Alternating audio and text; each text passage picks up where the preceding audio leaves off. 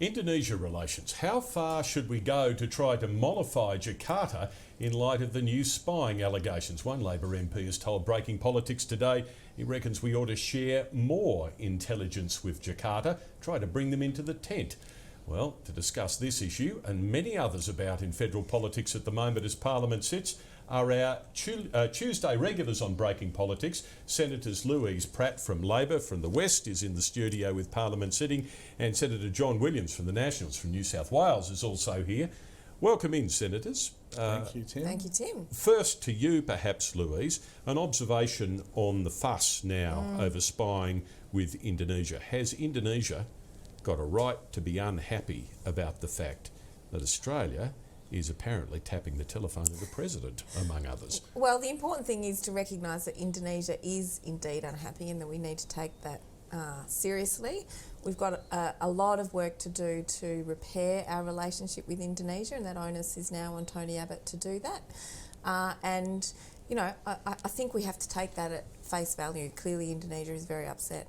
Indonesia's got a right to be upset in these circumstances, don't they, Senator? Well, Tim, as far as comments go on intelligence issues, it's been a common practice from both sides of politics not to make comments on them. Now, when I live out in rural Australia, it's one of the things I don't follow closely, but I noticed Mr Abbott did have a question in the House of Representatives yesterday in question time that he gave answers on. And I think whatever's happened in the past, we can't turn back the past. It is vital we have a great relationship with Indonesia. They're a great trading partner. We want to build our export of cattle numbers back there to help the beef industry, especially in the top end of Australia.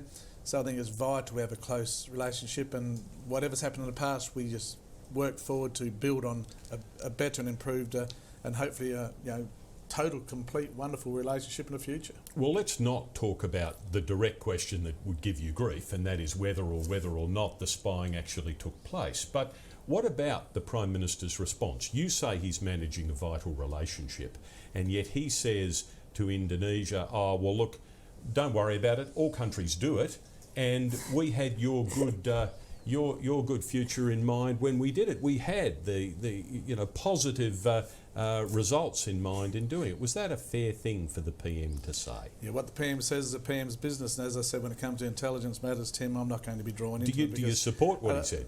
No, look, let's just leave it on the record what the Prime Minister has said, and as I said, going into this who's right, who's wrong, who does what, who does this, who didn't do that, I think the most important thing is we just stick to a good friendship-building relationship with Indonesia, our closest neighbour, a huge trading partner, and grow on that. So I'm not going to be, no matter how you ask me the question, Tim, I'm not going to be involved in it. Louise? Well, Tony Abbott said that our relationship internationally was going to be more about Jakarta than Geneva, and he doesn't seem to be able to implement that.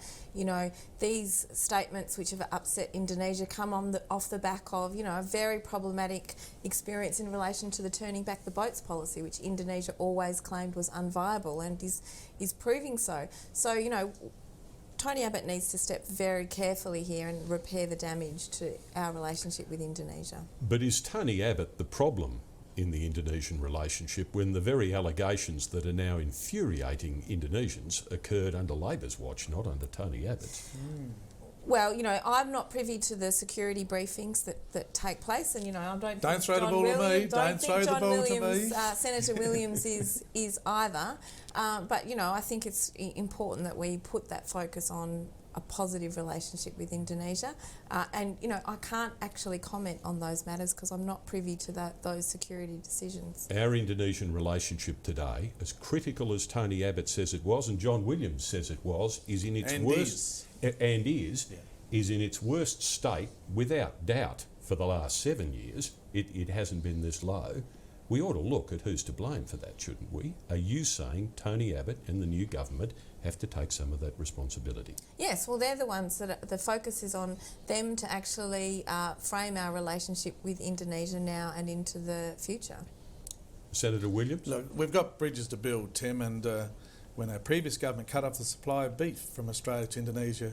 You cut off the food to some country, you're not building very good relationships there, and there are many things to build on, and we will build on them, I'm sure. Okay, let's move beyond the Indonesia problem, because you have to be a bit circumspect as we step around it. You've both been in a Senate estimates hearing today talking about Australia Post. Yeah.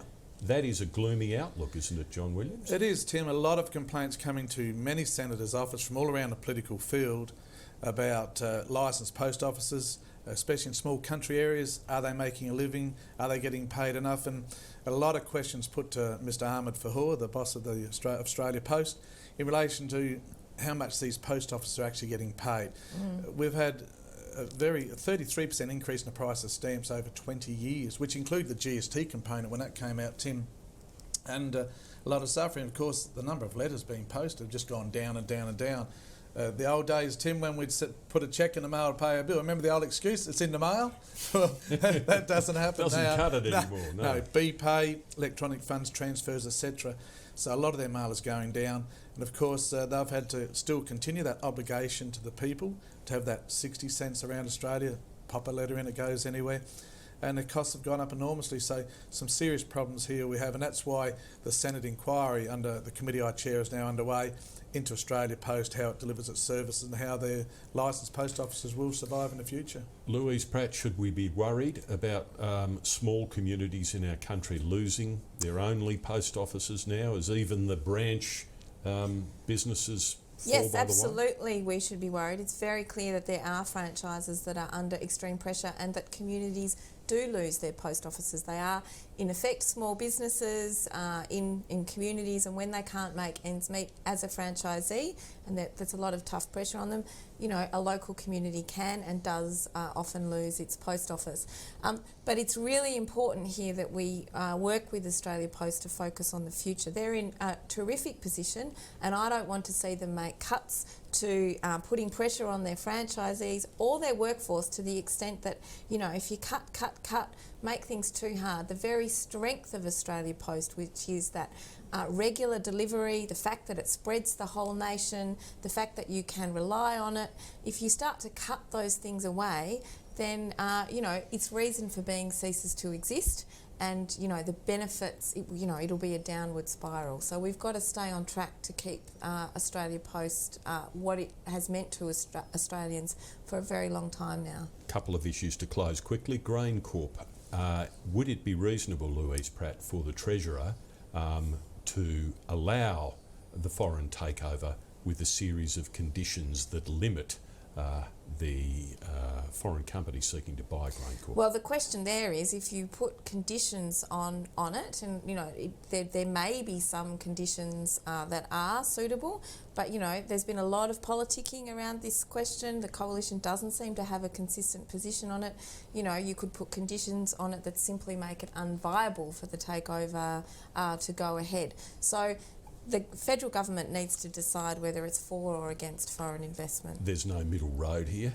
That they ought to let it go or stop it. Well, I guess it's got to be about a transparent process and consideration of the issues and not political interference. And we know that there's been lots of snipping from the sidelines from various elements of the coalition around this issue. They need to consider the issues in a transparent way and not over-politicise it. John Williams, Louise Pratt is right when she says the coalition hasn't got a consistent position on this, isn't she? She's not understating that one. No, she's not. I think the coalition make it very clear we're keen on foreign investment, and I've made it very clear to you, Tim, foreign investment is building projects. Tony Abbott said it so well on Sydney Radio. Foreign investment is there to build the farm, not necessarily buy the farm. And we know the Labor Party have consistently said, sell it. Joel Fitzgibbon, Shadow Minister for Agriculture, cash it out. I've yet to have one wheat farmer say to me, sell it. So, look, the inquiry in the Senate will continue, chaired by Senator Bill Heffernan. That's got the tick off to continue. And Joe Hockey will make that decision on the 17th of December, and as he said, it will be his decision. But yeah, I'm sure it will be his decision, but there is no way he could decide to allow an unfettered sale of GrainCorp that would satisfy you, is there? No. You'd have to ask Joe Hockey that. I'm asking John Williams what satisfies Conditions John have you put on Williams. Joe? We haven't What conditions put have you any put on conditions Joe on Wacker? Joe. Joe's his own man, I can tell you. You don't put conditions on Joe Hockey. Okay, all right, we'll stay clear of that. To close, Louise, Pratt, the Senate count, the AEC, has taken the front step action that you wanted it to take in the West Australian Senate election. You pleased? Yes, I'm pleased that they have recognised that the result of the Senate election cannot be relied upon. What now happens is that candidates such as myself will be notified or served by the Electoral Commission so that we can then be party to any future court proceeding. And those things I'm assuming are underway because I haven't yet received any legal notification of that. We're going to another election in Western Australia. Well, that will be for the court to determine, and you know, I still think we need to take things one step at a time. Okay, assuming we are New Year, it's got to wait to the New Year now. Well, I would think so because whatever the result is, whether they uphold an election result or whether it goes to another election, the High Court is unlikely to be able to finish that decision making before Christmas. There's so much politics ahead of us, isn't there? There is, Tim, an interesting time ahead. But we're nearly into Christmas. We are. Maybe there'll be a short break there. Senator John Williams from New South Wales, Senator Louise Pratt from Western Australia. Thank you for taking a break from Senate estimates to come in and speak with us. It's a pleasure, Tim. As always, good to be with you, Tim.